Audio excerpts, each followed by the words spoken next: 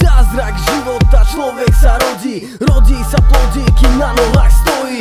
Padá a vstáva, aj keď to bolí, zdolá tie schody.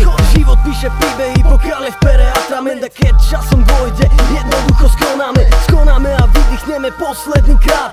Záleží na nás, či si nás budú pamätať. A ak zostane spomienka, aká vlastne bude, je to na nás, či to máme písané do hrude. Píšeme ten život sami, alebo to osud rozkáže, kedy smrtka začne brúsiť kosu. Vážne by ma zaujímalo, odkiaľ sme sa vzali. Ako môže niekto veriť, že sme tu sami?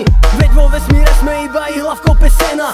Čo keď niekto zhora píše nám scenár? Máme to, čo sme hľadali, alebo čakáme, že nás niekto pohľadí.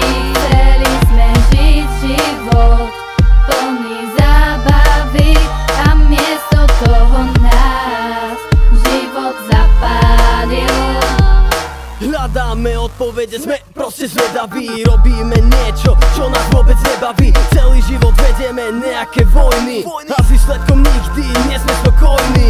No bude to tým, že bojujeme s ostatnými a stále sa trápime s vecami nepodstatnými. Tak začnime už bojovať aj sami so sebou. Toto zanedbávame jak ľudosť pred spovedou. Možno, že sme obyčajné stroje na baterky a možno máme predurčené stať sa raz veľký. Nerežme čo bolo, ale čo by mohlo byť. Žiadna pochybnosť nás nesmie zastaviť. Žijme ten život a prestaňme klamať sami sebe, že je niečo nemožné, že nám nič nejde. A ľudia odídu a prídu, nastanú zmeny, ktoré zlepšia svet, treba v to veriť.